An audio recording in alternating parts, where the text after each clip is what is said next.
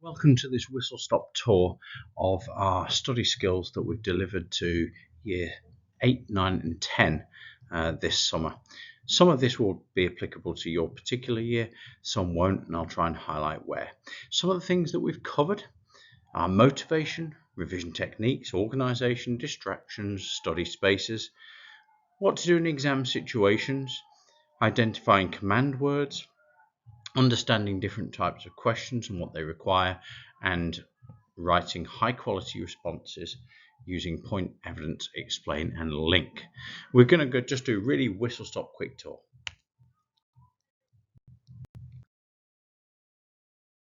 Doing was asking our pupils what motivates them to do well in education in their exams.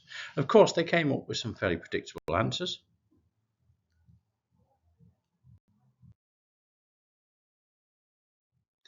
However, something we emphasise to our year 10s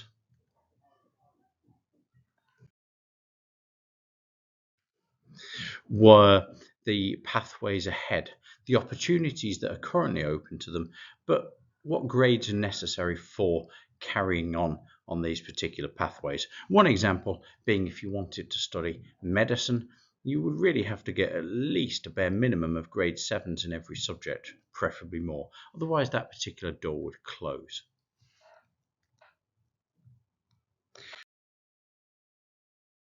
We emphasised that leaving revision to the end is going to be very challenging, especially at GCSE, because the sheer volume of content is huge. It will be very difficult to cram.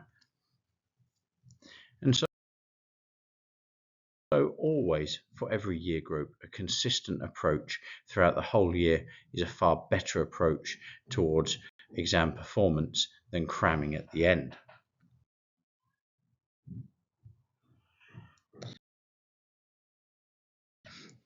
The next thing we did is we reviewed some of the techniques that pupils used and talked about why they were effective. And this could be anything from flashcards,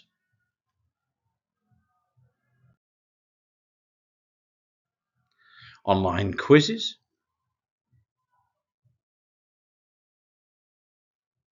making some form of notes,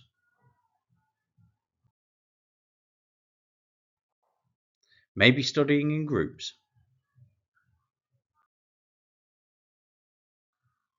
studying individually, or even going as far as covering your wall with post-it notes.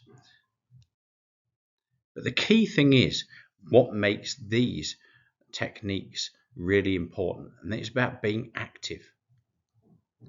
Revision needs to be active, not passive. What this means is it needs to engage the brain. It needs to almost hurt. If you can do it without thinking, it's pointless. And some of these techniques certainly are useful in terms of being active, making your brain think. For example, turning a set of notes into flashcards, you're thinking, what is the question? What is the answer? What are the precise answers? Self-testing and question practice make you recall and analyze information. And blurting is another way to recall information.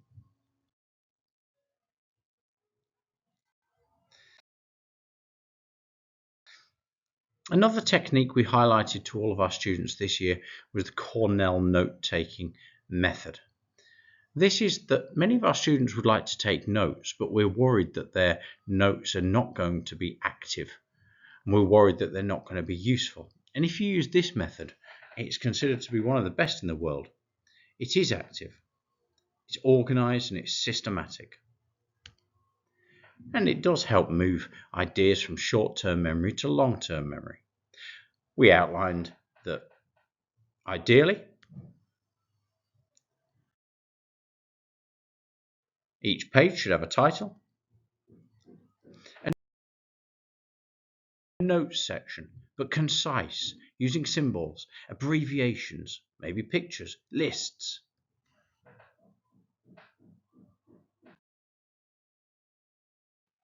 Cues or questions or ideas down the side. So They can recall that later. They could even fold their page over, ask the question in the cues column, and then see if they can recall the answer that's in the notes column.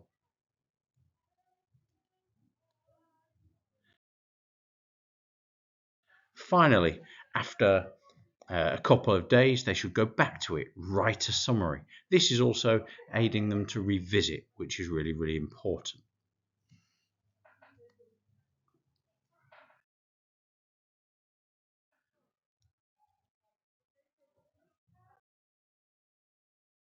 Different examples whereby this was done, and ask them to have a go at their own. It must be active though. It must challenge the brain. It's not about copying, it's about reading and summarizing. We also looked at what kind of time lengths are important for revision. We considered this graph. If you're going to do 1 hour's worth of revision, what's your concentration like? Actually looks a little bit like this. A far better way to revise would be in 40 to minutes to 1 hour with a break in between. It's called the Pomodoro technique. You can even get apps that help time these things. That way you maintain high concentration, and with higher concentration, you're more effective.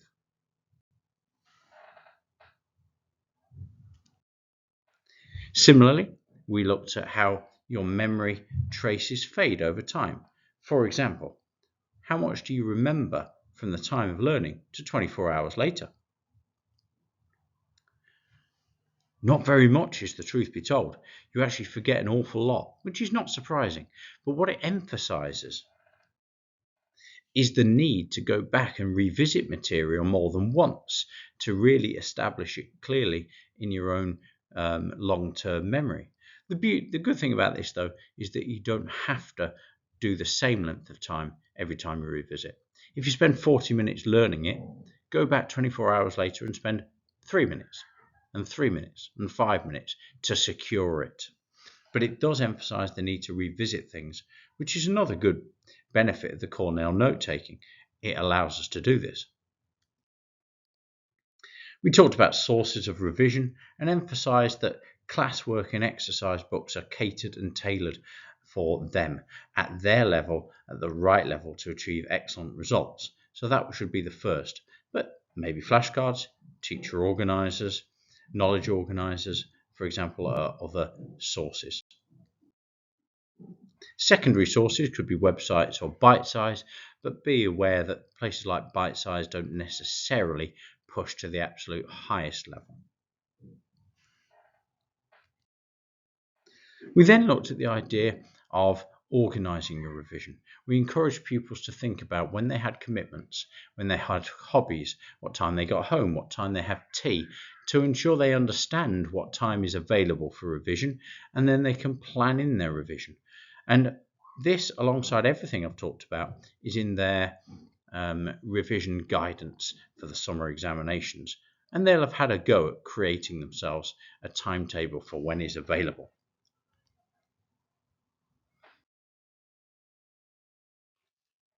Another thing that we covered this time around was distractions, because whilst having time for revision is of course important, and most of our students have some time, managing to do that distraction free is a different matter. We talked about what distractions they have.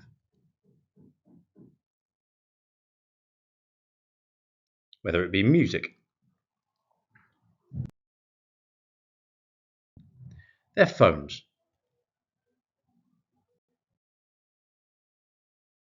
food, more food.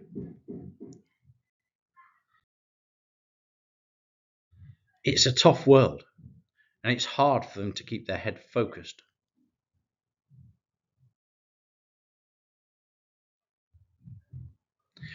We also talked about, well, what is leading to these distractions?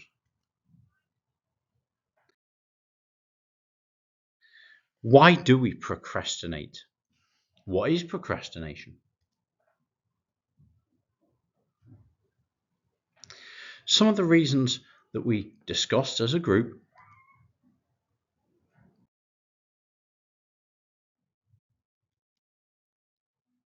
might include anxious procrastination.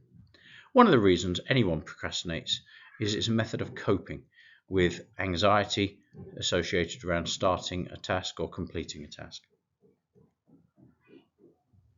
So what should we do about it? We discussed the idea that if you suffer from anxious procrastination, actually the procrastination leads to more anxiety. Break down the project into smaller tasks. Replace negative thoughts with positive ones. Recognize that you're anxious. Plenty of time procrastination. This is this false sense of security that we've got time. The trouble is the false sense of security of having a far off deadline date leads students to perhaps turn things in incomplete or not put enough effort into something, and that includes revision. Of course, the solution: create new dates, create new deadlines, change the frame of mind you think about.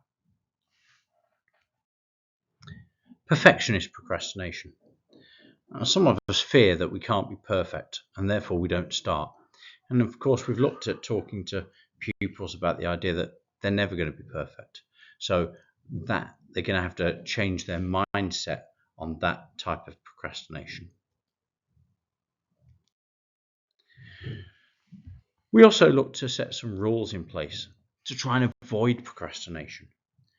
As a group, we came up with some of these. Log out of social media or place a time limit. Turn off or hide games consoles. Create a schedule, a to-do list, and we started trying to do that with our plan for revision. Set timer for working on assignments, to set goals. These are the kind of things that we can do to try and minimize our procrastination and our distraction, especially our distraction of ourselves.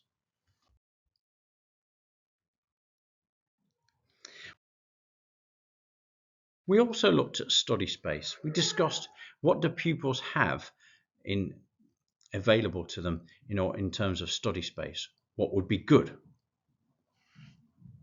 Well, we said having a clock is great because that can help us time our sessions. Most of us have that on our phone, but we need to avoid that being a distraction. Having everything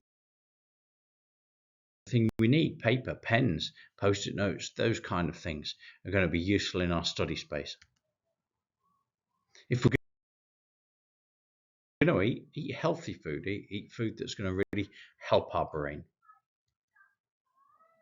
Perhaps have somewhere that's comfortable, that you actually feel comfortable in, that you feel is a comfortable place to work. Not distractingly so, but if you hate being there because of the comfort levels, then that's something to change.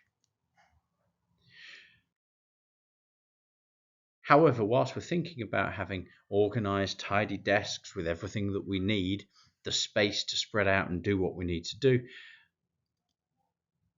the idea of a computer can be both beneficial and can distract.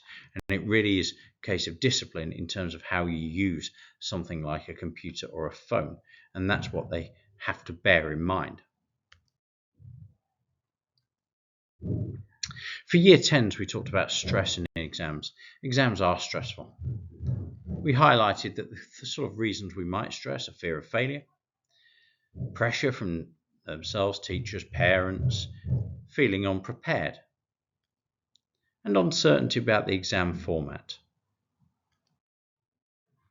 And of course, this can create, in the middle of an exam, a fight or freeze kind of idea. We can fight or freeze. I apologize for the spelling. It was taken from AI. But we passed on the idea that exams are going to be hard for everybody. There will be questions you may not understand. are uneasy about. And it's that mindset shift. So they've got two choices.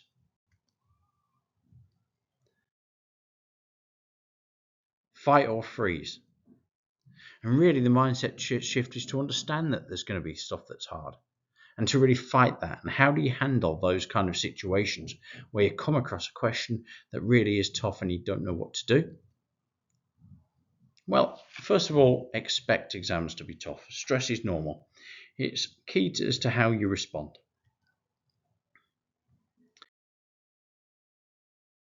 Some of our tips: breathing techniques. If you're in that kind of situation, calm yourself down. Use a technique such as the one shown now. You need to talk positively to yourself. You've done the work. Let's go. Let's give it our best shot. And of course, you're going to be far better placed to deal with these in-exam moments if you've had a good sleep, you've got a balanced diet, you're well hydrated, and your brain is sharp. We also talked as a group about what to do the night before. Again, this is year 10 only. Things like good night's sleep, balanced diet, maybe review just the key points, but not everything. Well hydrated, and visualize you're going to have a successful exam. Things to avoid: late night caffeine, late night cramming, and comparing yourself to others. During the exam, read carefully, highlight keywords, look for the command words. If stopped, move on, don't waste time.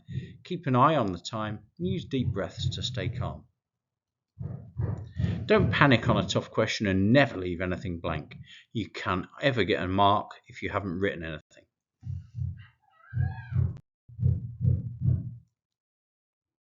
And to year 10 only, we started looking at command words and what command words were. These are the words or the phrase that tells you how to answer a question. We circled some in some of our GCSE papers. Things like calculate, suggest, explain, which, compare. These are all command words, and understanding their meaning is really important. We asked them to do a card shuffle to sort of see what they knew about the command words. For example, describe. Give an account of something, stating its features or characteristics. Explain. Give reasons for something happening, showing understanding, linking cause and effect. Compare. Identify similarities and differences between two or more things. Evaluate. Weigh up strengths and weaknesses. Make a judgment. Analyze. Break something down into its parts and explain how they relate to one another. Justify. Provide reasons or evidence to support and answer an argument. Discuss. Present different points of view, reach a conclusion. Outline. Give a brief summary. And state. Give a concise answer, often without an explanation. Everything I've talked about here is in the exam guidance that we've given for the summer. This gives you an idea of what we've tried to do to help prepare our students for our internal summer examinations. Over the next 5 years, we're going to move forwards to essentially build up our study skills repertoire as we go. I hope this has been useful.